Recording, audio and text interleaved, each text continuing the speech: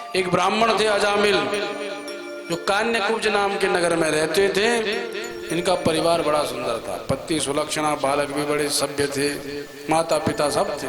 पर एक दासो वनम याता पितृसंदेश कृतद्विजा। एक दिन पिताजी ने कहा, बेटा जरा लकड़ी लेकर के आओ, यज्ञ करना है।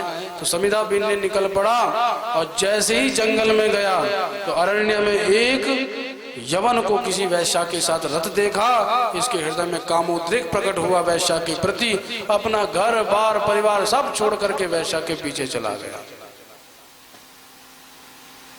और गया ही नहीं, उस वैश्या के साथ रह करके इसने 9 बेटाओं को जन्म भी दे दिया।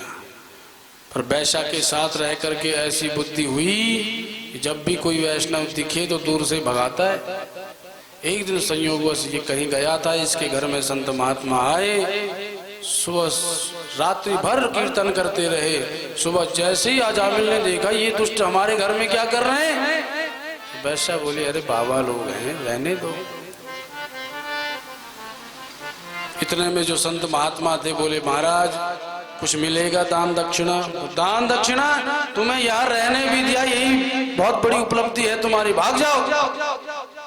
बाबा समझ गए इसकी बुद्धि तो विकृत हो चुकी है।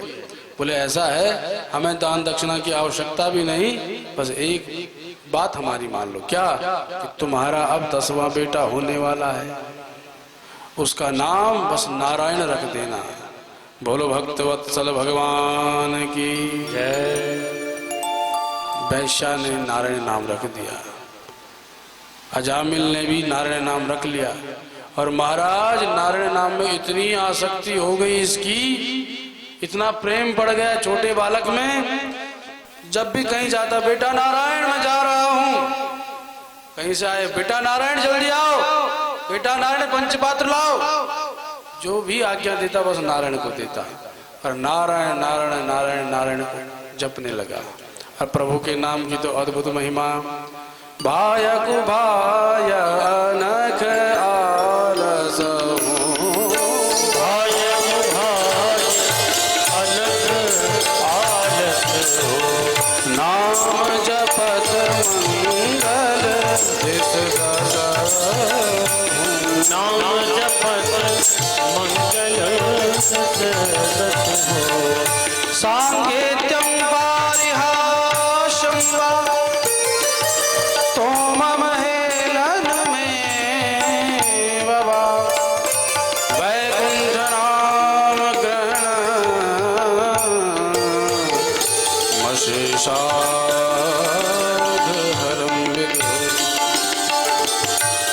कोई गिरते हुए, फिसलते हुए, चलते हुए, कोई भी क्रियाकलाप करते हुए बस प्रभु का नाम स्मरण कर ले, भले ही उसकी भावना ना हो कि ये नारायण नाम ले रहा हूं, प्रभु को पुकार रहा हूं, भाव हो अथवा न हो, दोनों ही स्थितियों में भगवान का नाम प्रभाव दिखाता है। जो भी नाम लेता है जिस भी स्थिति में, उसकी कभी दुर्गति नहीं होती।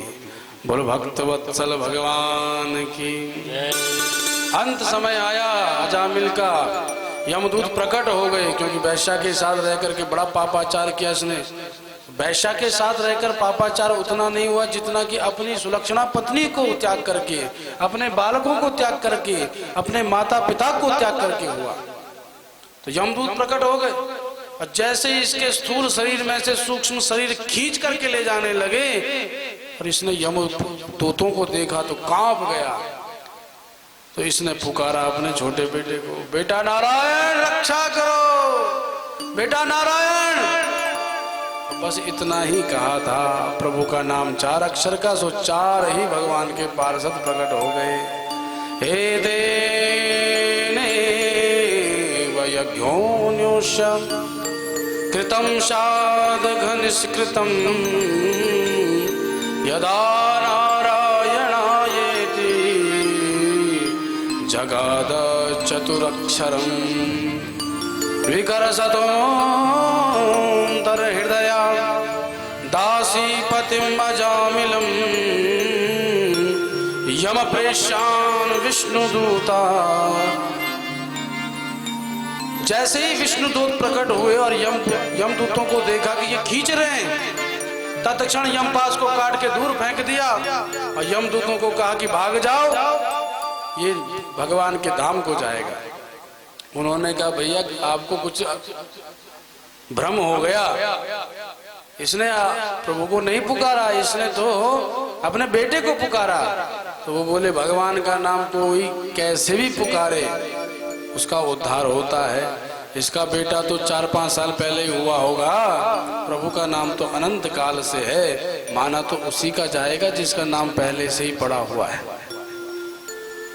इसीलिए प्रभु का नाम है और नाम की महिमा है, क्यों कैसे भी पुकारे, किसी को भी पुकारे, प्रभु का नाम है तो उद्धार अवश्य होगा।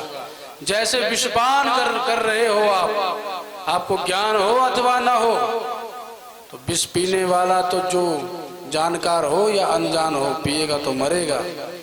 गंगा जल पीने वाला जानकार हो कि गंगा कैसी पतित पावनी है और अनजान हो तो पिएगा तो उद्धार होगा, तन शुद्ध हो जाएगा।